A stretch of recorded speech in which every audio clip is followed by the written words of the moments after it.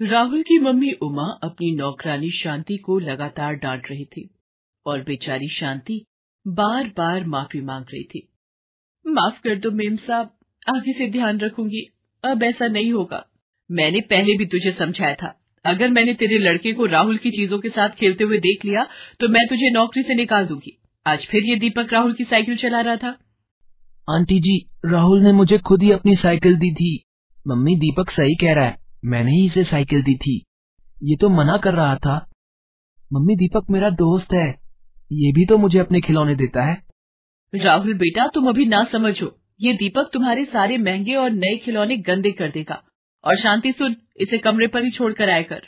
भला तूने पड़ोस में किराए का कमरा ले लिया, ये दीपक रोज तेरे पीछे पीछे यहाँ जाता है। दीपक बेटा, तू घर जा, मैं थोड़ी देर में आती हूँ। ये कल के दाल चावल बचे हुए हैं, लेती जाना, मेरा थोड़ा फ्रिज खाली हो जाएगा। मम्मी, मुझे भी दाल चावल खाने हैं।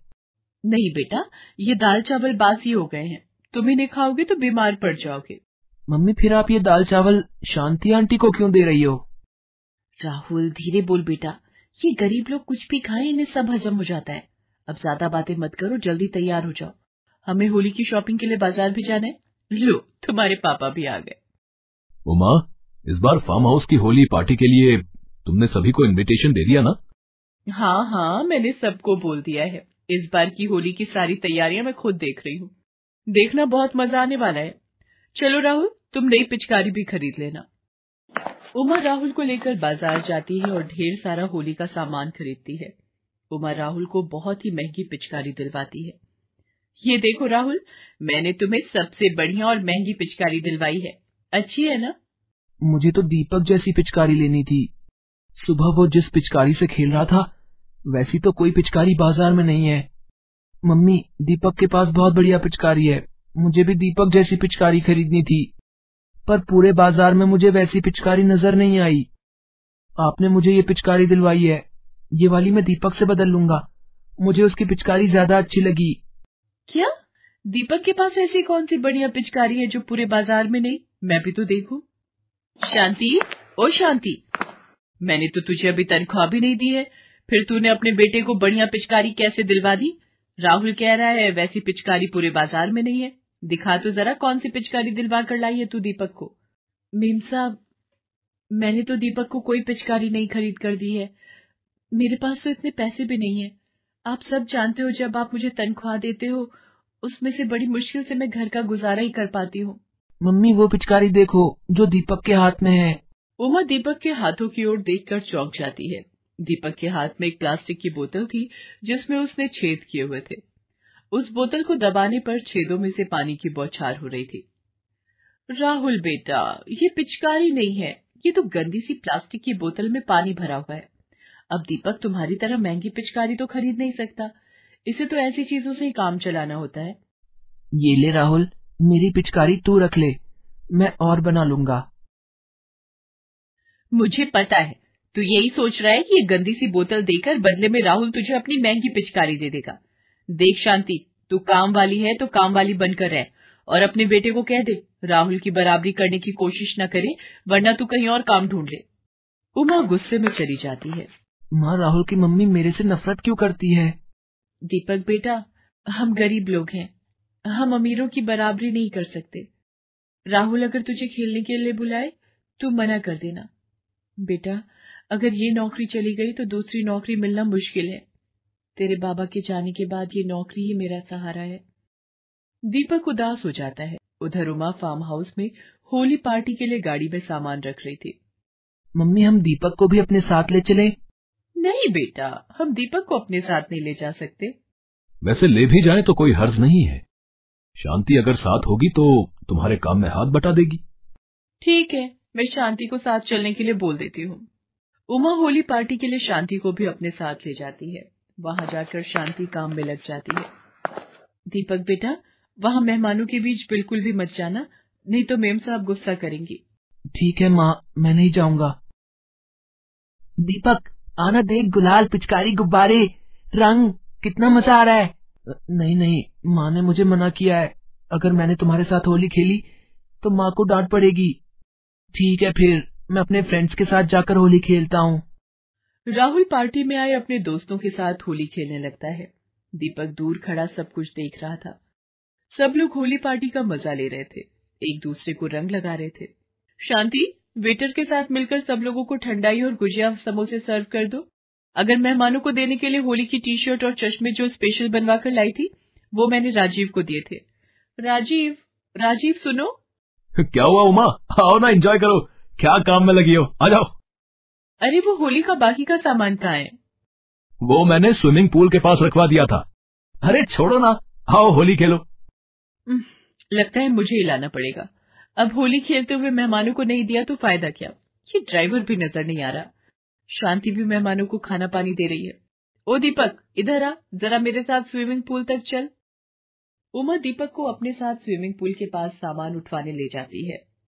एक काम कर, ये सारे पैकेट और डिब्बे एक साथ उठा ले। आंटी ये बहुत भारी है, थोड़ा थोड़ा ले जाऊं? नहीं, मेरे पास इतना समय नहीं है। और तेरी माँ को तनख्वाह किस बात की मिलती है? काम करवाने की ना। ये ले उठा। अरे हाथ देखो जैसे बिल्कुल जान ही ना हो। दीपक के लिए उस सामान का वजन भारी था। वो सामान को सिर पर रखकर जैसे ही 2 कदम आगे बढ़ा, सामान सिर से नीचे गिर गया। हे भगवान, कितने डिब्बे पूल में गिरा दिए। बिल्कुल बेकार बच्चा है। एक काम बोला वो भी ठीक से नहीं हुआ। रुक, तुझे भी बताती हूँ। आह, बचाओ बचाओ, कोई बचाओ। आंटी पानी में गिर गई, अब क्या करूं? ये तो डूब जाएगी। बचाओ कोई। आंटी आप घबराओ नहीं, मैं कुछ करता हूँ। यहाँ तो कोई दिखाई नहीं दे रहा, सब पार्टी की तरफ है, क्या करूं? तभी दीपक को स्विमिंग पूल के पास एक रस्सी पड़ी दिखाई देती है। वो उस रस्सी को एक खंबे से बांध देता है। आंटी ये रस्सी पकड़ लो, मैं आपको खींचता हूँ। अरे ये कौन डूब रहा है? अब रुको बेटा, मैं आ रहा हूँ। दीपक उमा को रस्सी से खींचने की कोशिश कर रहा था। इतनी देर में गार्ड भी उसकी मदद को आ जाता है। पार्टी को छोड़कर सब लोग उमा के पास इकट्ठा हो जाते हैं। उमा तुम ठीक हो ना? मैं ठीक हूँ। आज ये दीपक ना होता तो शायद मैं डूब जाती। दीपक इधर आओ। आई एम सॉरी बेटा, तुम बहुत अच्छे बच्चे हो। शांति, उमा को कमरे में ले जाओ। उमा तुम थोड़ा रेस्ट कर लो। मैं ठीक हूँ राजीव, और अभी तो मुझे राहुल और दीपक के साथ होली खेलनी है। क्या सचमुच मम्मी? दीपक भी हमारे साथ होली खेल सकता है? हाँ बेटा, बिल्कुल। आओ दीपक, मैं तुम्हें अपने दोस्तों से मिलवाता हूँ। दीपक को राहुल के साथ खुशी खुशी होली खेलते देख शांति की आंखों में आंसू आ जाते हैं। उस दिन के बाद उमा अपने स्वभाव में बहुत बदलाव ले आती है। रंग बिरंगे कितने चमकीले, ले लो रंग ले लो। अरे ओ मैडम जी, एक बार देखो तो सही, कितने सारे और कितने अच्छे रंग हैं मेरे पास। उफ, इस लड़की ने तो यहाँ खड़ा होना ही दूभर कर दिया है। चल शीनू, अब उधर चलकर वेट करते हैं।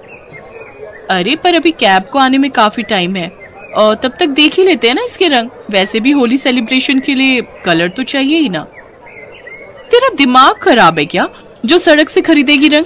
भूल गई पिछली बार कितनी एलर्जी हो गई थी मुझे। ना बाबा ना, कलर्स किसी अच्छे ब्रांड के लेंगे और किसी अच्छी शॉप से ही लेंगे।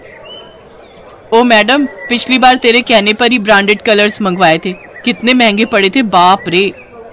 ये सारी बातें जैसे ही पास बैठी रानी ने सुनी तो वो फौरन अपने हाथ में थोड़ा सा लाल रंग लेकर उन लड़कियों के पास पहुंची और बोली, अब मैडम जी, मेरे रंग बहुत अच्छे हैं, मैं इन्हें खुद ताजे फूलों से बनाती हूँ। इनमें कुछ भी ऐसा नहीं मिलाया है जो आपकी त्वचा को नुकसान पहुँचाएगा। और देखो ना, रंग भी कितना गहरा निकाला है मैंने, और फिर मेरे ये रंग ज्यादा महंगे भी नहीं है। ओहो शीनू, तुझे क्या जरूरत थी इतनी सब बातें इसके सामने करने की? अब देखा पीछे ही पड़ गई ना। इतना कहकर मान्या वहाँ से कुछ दूर जाकर खड़ी हो गई। असल में मान्या एक अमीर बाप की घमंडी लड़की थी, जिसे सब कुछ ब्रांडेड और महंगा ही चाहिए होता था। हालांकि उसकी दोस्त शीनू ऐसी नहीं थी, लेकिन मान्या के सामने उसकी ज्यादा चल नहीं पाती थी, इसीलिए वो भी चुपचाप मान्या के साथ ही जाकर खड़ी हो गई। उधर बेचारी रानी अपना रंग और उदास चेहरा लेकर वापस अपनी जगह जाकर बैठ गई। आज भी कुछ कमाई नहीं हुई। मैंने कितनी मेहनत से ये सारे रंग बनाए थे, लेकिन लगता है मेरी सारी मेहनत पानी में ही जाएगी, और ये रंग भी।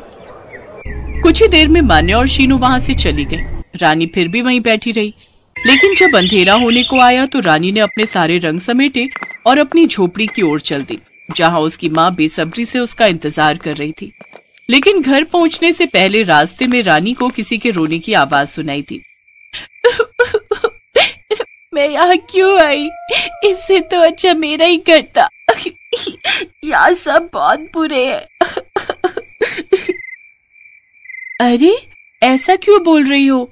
और तुम रो क्यों रही हो? इधर मेरे पास आओ। रानी ने बड़े प्यार से उस छोटी बच्ची को पुचकारा, जिससे वो लड़की रोना छोड़कर मुस्कुराने लगी। और फिर, मेरा नाम सोना है और मेरा घर यहाँ से बहुत दूर है। मैं यहाँ होली मनाने आई थी, लेकिन यहाँ सब बहुत बुरे हैं। मुझे होली खेलने के लिए कोई रंग ही नहीं देता। जिससे भी रंग मांगो तो सब बदले में पैसे मांगते हैं, और मेरे पास तो पैसे है ही नहीं। अरे बस इतनी सी बात, तुम रुको। इतना कहकर रानी ने फौरन अपने थैले में से कुछ रंग निकाले और सोना को दे दिए। अरे वाह, ये रंग कितने गहरे हैं और मुलायम भी, लेकिन मेरे पास सच में पैसे नहीं है दीदी। कोई बात नहीं, तुम इन्हें रख लो और मुझे पैसे भी नहीं चाहिए। अब तुम घर जाओ। लेकिन रुको, तुमने बताया कि तुम्हारा घर बहुत दूर है, तो तुम जाओगी कैसे? उड़कर। अब मेरा मतलब है भागकर। जब मैं भागती हूँ ना, तो उड़ते पक्षी भी पीछे रह जाते हैं। अच्छा, लेकिन कुछ ही देर में रात होने वाली है। तुम्हारा अकेले जाना ठीक नहीं है। तुम ऐसा करो, आज के लिए मेरे पास रुक जाओ। मैं कल सुबह खुद तुम्हें तुम्हारे घर छोड़कर आऊंगी। सोना ने रानी की बात मान ली और फिर रानी के घर पहुंचने के बाद, आ गई बेटी, देख मैंने सारे फूल तोड़कर सुखा लिए हैं। अब कल के लिए ढेर सारे रंग हो जाएंगे अपने पास। रहने दो माँ, कोई फायदा नहीं। सबको बड़ी बड़ी दुकानों से महंगे महंगे रंग खरीदने हैं। मेरे रंग किसी को नहीं चाहिए। इतना कहकर रानी अपने आंखों के आंसू पोंछते हुए वहां से चली गई। सोना उसके पीछे पीछे गई और फिर, रो मत दीदी, सब ठीक हो जाएगा। कुछ ठीक नहीं होगा सोना, मेरे रंग नहीं बिके तो कुछ ठीक नहीं होगा। दीदी ये लो, ये जड़ी बूटी तुम रख लो। ये मेरी माँ की खास जड़ी बूटी है। अगर इसे अपने रंगों में मिलाओगी तो तुम्हारे रंग जादुई हो जाएंगे और फिर हर कोई इन्हें खरीदेगा। सोना की बात सुनकर रानी मुस्कुरा दी और उसने सोना का दिल रखने के लिए वाकई थोड़ी सी जड़ी बूटी को मसलकर अपने रंगों में मिला दिया। और फिर अगले दिन, अरे माँ, सोना कहाँ गई? हैं? सोना? कहाँ है सोना? जल्दी बता। सोना देखे तो जमाना हो गए मुझे। ओफो, असली का सोना नहीं माँ, सोना वो छोटी सी लड़की जो कल मेरे साथ आई थी। हैं? क्या बोल रही है? तेरे साथ तो कोई नहीं था, तूने सपना देखा होगा कोई। रानी को अपनी माँ की बात सुनकर बड़ी हैरानी हुई और फिर जब आसपास काफी ढूंढने के बाद भी उसे सोना नहीं मिली तो वो उसके बारे में भूलकर अपने रंग बेचने वापस मेन सड़क के किनारे पहुंची। और फिर कुछ ही देर बाद, मान्या देख वही लड़की, सुनना, इसी से कलर्स ले लेते हैं ना। तेरे ब्रांडेड कलर्स के चक्कर में हम लेट हो जाएंगे पार्टी के लिए। ठीक है, तुझे जो करना है कर, लेकिन खबरदार जो तूने ये सड़क छाप कलर मुझे लगाए तो। एक तो वैसे ही पूरी बॉडी में इचिंग हो रखी है। आहा, मैं तो इस बार किसी को कलर लगाने ही नहीं दूंगी। अच्छा बाबा ठीक है, मैं सबको बोल दूंगी तुझे कोई कलर नहीं लगाएगा। तू यहीं रुक, मैं उससे कलर लेकर आती हूँ। इसके बाद शीनू ने जाकर रानी से उसके हर रंग का एक एक पैकेट खरीद लिया। लेकिन शीनू और मान्या के बाद कई घंटों तक रानी के पास कोई ग्राहक नहीं आया और फिर अचानक, ये यही है वो लड़की जिससे मैंने वो जादुई कलर्स खरीदे थे। शीनू का इतना कहना था कि उसके साथ आए सभी लोगों में हड़बड़ी मच गई। हर कोई रानी के रंग खरीदना चाहता था। कुछ ही मिनटों के अंदर रानी के सारे कलर्स बिक गए और फिर, सुनो, तुम और रंग कब तक ला सकती हो? बस अभी आधे घंटे में, मेरा घर पास ही है। इतना कहकर रानी फौरन अपने घर जाने को तैयार हुई। तभी मान्या ने आगे बढ़कर कहा, रुको, हमारी गाड़ी से चलो, जल्दी पहुंच जाएंगे। रानी को कुछ समझ नहीं आ रहा था कि उसके साथ आखिर हो क्या रहा है। और फिर मान्या ने गाड़ी में उसे बताया, आई एम सो सॉरी, मैं गलत थी। ओह माय गॉड, तुम्हारे वो कलर्स, वो तो कमाल के हैं, सच में मैजिकल हैं वो। अब मैडम जी, मैं कुछ समझी नहीं। ये सच बोल रही है, तुम्हारे रंगों में जादू है, जादू। हमारे होली सेलिब्रेशन में जिस किसी ने तुम्हारे रंग लगाए, उन सब की स्किन एकदम निखर गई। सालों पुराने दाग ऐसे साफ हो गए जैसे कभी थे ही नहीं। हाँ, और यही देखकर मैंने खुद तुम्हारे कलर्स लगाए और ये देखो, मेरी स्किन एलर्जी बिल्कुल ठीक हो गई। इन्हीं सब बातों में रानी का घर आ गया। रानी को अब भी कुछ समझ नहीं आ रहा था, लेकिन फिर जैसे ही उसकी नजर सोना की दी हुई जड़ी बूटी पर गई तो उसी पल रानी को सब कुछ समझ आ गया और फिर उसने अपनी माँ से कहा, माँ, अब से फूलों के साथ साथ इस जड़ी बूटी को भी उगाना है, इसके बीज संभाल कर रख लो। हैं? पर यह है क्या? सोना। हाँ माँ, यही है सोना और उसका जादू।